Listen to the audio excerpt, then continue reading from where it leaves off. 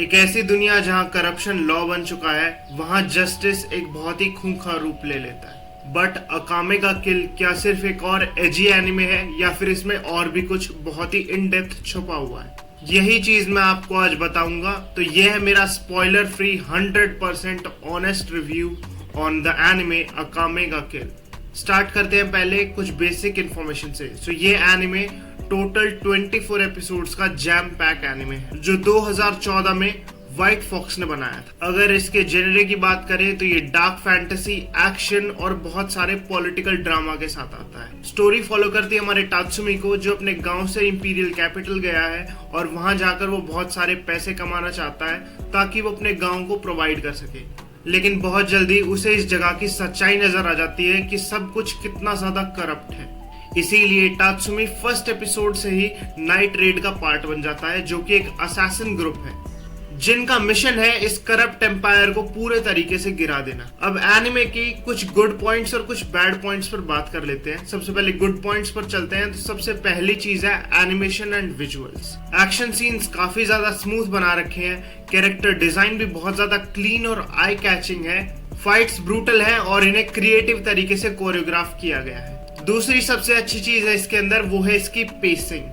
इस एनिमे की story fast pace है, ना के बराबर इसके अंदर फिलर्स हैं, इसीलिए आपका बिल्कुल भी टाइम वेस्ट नहीं होता। हर एपिसोड में कुछ ना कुछ इंपॉर्टेंट इवेंट होता है। तीसरी अच्छी चीज की बात करते हैं, वो है इसकी थीम।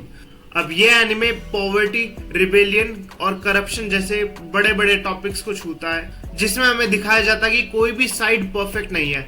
फिर भले ही वो नाइट रेड की साइड हो या फिर इनके अपोजिट्स के अंदर एक ग्रुप होता है, उसका नाम होता है येगर्स, चाहे वो साइड हो, क्योंकि at the end of the day सभी के सभी बस ब्लड शेड कर रहे हैं। चाहे कोई जस्टिस के लिए कर रहा हो, चाहे कोई अपने किंगडम को बचाने के लिए कर रहा हो। चौथी सबसे अच्छी चीज है इसकी, वो है इसका साउंड ट्रैक। यहाँ तक कि बहुत सारे सीन्स में बीजीएम इंटेंस भी है, जिसकी वजह से इमोशनल सीन्स और ज्यादा हैवी फील होते हैं। और पांचवी अच्छी चीज है कैरेक्टर्स। हर कैरेक्टर का बहुत ही यूनिक डिजाइन है, उसके साथ साथ यूनिक पर्सनालिटी है और हर किसी के पास यूनिक एबिलिटीज भी है। अब हम बात करते हैं नेगेटिव एस्पेक्ट्स या बैड पॉइंट्स की। तो सबसे पहला बैड पॉइंट है वो है कैरेक्टर डेवलपमेंट। बहुत ज्यादा पेस फास्ट होने की वजह से बहुत सारे ऐसे कैरेक्टर्स हैं जिनको डेवलप होने का टाइम ही नहीं मिलता, जिसकी वजह से जहां उनकी डेथ इम्पैक्टफुल फील होनी चाहिए थी, वहां पर वो फील नहीं होती। इसके बाद दूसरा बैड पॉइंट या नेगेटिव एस्पेक्ट है, वो है इसकी टोन शिफ्ट। अब इस एनिमे के अंदर हमें कॉमेडी और ब्रूटल वायलेंस, बिल्कुल अल्ट्रा लेवल की, इन दोनों का मिक्स दिखाया जाता है, जो कहीं ना कहीं थोड़ा सा ऑड लगता है।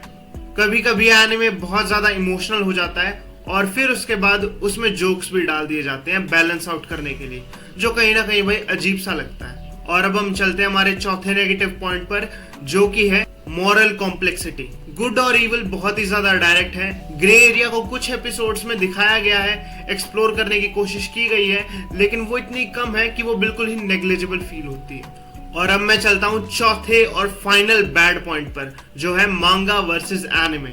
अब ये एनिमे 2014 के अंदर आया था, उसी टाइम पर इसकी मांगा भी ऑनगोइंग थी। बहुत ही जल्दी एनिमे ने मांगा के साथ कॉट अप कर लिया था, जिसकी वजह से उन्हें बिल्कुल एंडिंग जो है चेंज करनी पड़ी। जो आप एनिमे में एंडिंग देखेंगे वो बहुत ही ज्यादा अलग है एज कम्पेयर टू मांगा के अंदर एंडिंग है, और ये कहीं ना कहीं बहुत ही ज्यादा गलत लगता है मुझे। और इसकी वजह से कई लोगों को ये एनिमे पसंद भी नहीं आता। मैं अपना जेन्युइन ओपिनियन दूं तो मुझे भी इतना खास नहीं लगा।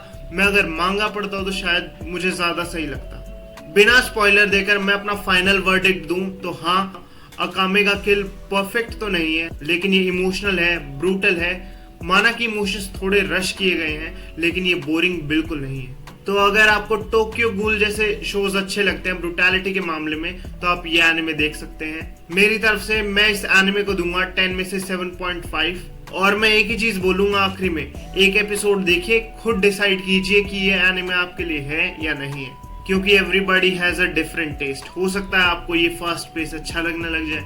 अब इसके बाद मैं अपना पर्सनल ओपिनियन दूंगा, जिसमें कुछ स्पॉयलर्स हो सकते हैं, तो इसके बाद आप वीडियो को ऐसे ही छोड़ सकते हैं अगर आपने वो एनिमे नहीं देखा है। अगर आपने देख लिया है तो बने रहिए।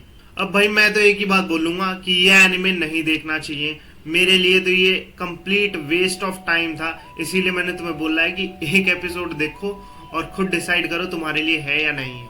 क्योंकि मैंने जेन्युइनली पहली बार ऐसा एनिमे देखा है जिसमें सारे के सारे कैरेक्टर्स मर जाते हैं और एक के साथ भी मुझे इमोशनल अटैचमेंट बिल्कुल भी फील नहीं होती। That is a lack of character development. बहुत ही ज्यादा चीजें रश की हुई है। मैंने मांगा और एनिमे को साइड बाय साइड रख के देखा तो पूरी आर्क जो मांगा के अंदर है वो एनिमे से काटी हुई है। बहुत ही ज्यादा रश करने की वजह से चीजें बहुत ही ज्यादा खराब कर दी है। मैं अभी देख रहा था नेट के ऊपर लोग इसके सीजन 2 की डिमांड कर रहे हैं, लेकिन मैं कहूंगा भाई एक बार बन गई ऐसी चीज दोबारा ना बने। आई मीन लिटरली यार, आखिरी में सभी लोग मर जाते हैं। हमें पता चलता है हमारा मेन कैरेक्टर जो है वो हमारा मेन कैरेक्टर होता ही नहीं है और हमारी साइड कैरेक्टर मेन कैरेक्टर निकल जाती है। मतलब मैं ये सोच के बहुत ही ज्यादा कंफ्यूज हूँ।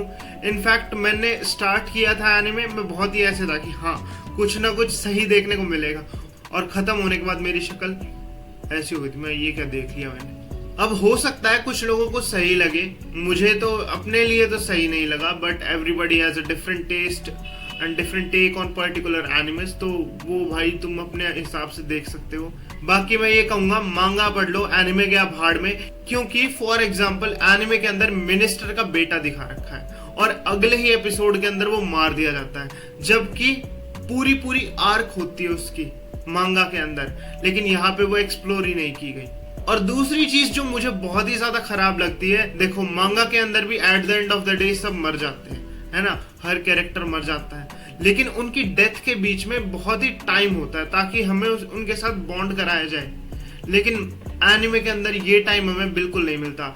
हर एपिसोड के अंदर कोई ना कोई मर रहा है।